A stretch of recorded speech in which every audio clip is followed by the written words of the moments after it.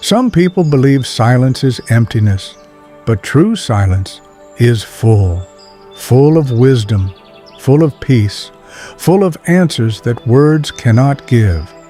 Over the years, I have learned something important, that there are moments when words become weapons and silence becomes protection.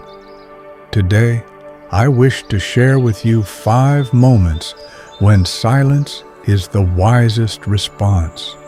Not to escape, but to elevate. Not to avoid, but to understand. Let me begin. The first moment is when you are angry. Anger is like a fire in the chest. It wants to leap out of your mouth and burn everything in sight. I remember a time many years ago when a close friend at the monastery misunderstood me.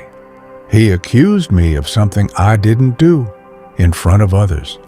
My face turned red, my hands trembled, words rose to my lips like arrows pulled tight in a bow. But I said nothing. I walked to the river, sat beside the flowing water, and listened to it instead. And I realized, if I had spoken then, I would have hurt someone I loved, just to ease the fire in me. When you're angry, remain silent. Let the heat cool. Let the storm pass. Then speak with the calmness of still water, not the violence of fire. The second moment to choose silence is when others are speaking, not just hearing, but listening. Truly listening is an act of love. Once a young boy came to me after losing his father. He cried, trembled, and spoke without pause. His grief poured out like rain.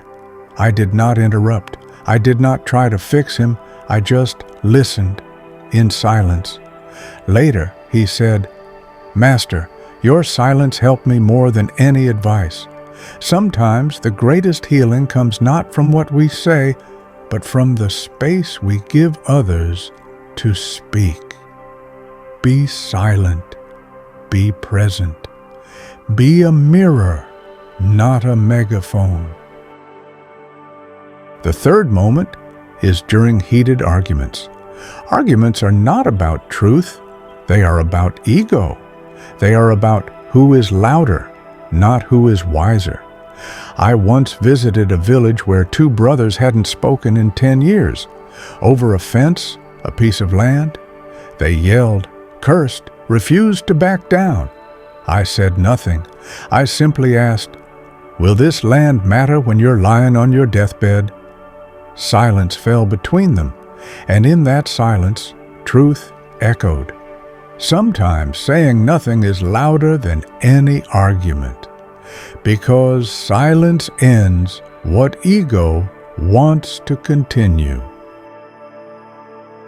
The fourth moment is when your words could hurt someone. Not every truth needs to be spoken. Not every opinion needs to be shared. A novice once mocked another monk for stuttering. I asked him, "Do you know why he stutters?" He shook his head. He was once beaten as a child whenever he tried to speak. The boy's eyes filled with tears. Sometimes the story behind a person is deeper than you will ever know.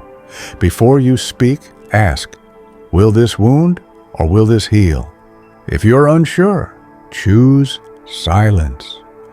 Words, once spoken, cannot be unspoken. The fifth moment is when you're unsure of the truth. In our modern world, everyone rushes to comment, to judge, to take sides. But very few pause to ask, do I truly know what I'm speaking about? Once, during a public gathering, a villager asked me my opinion on a political issue.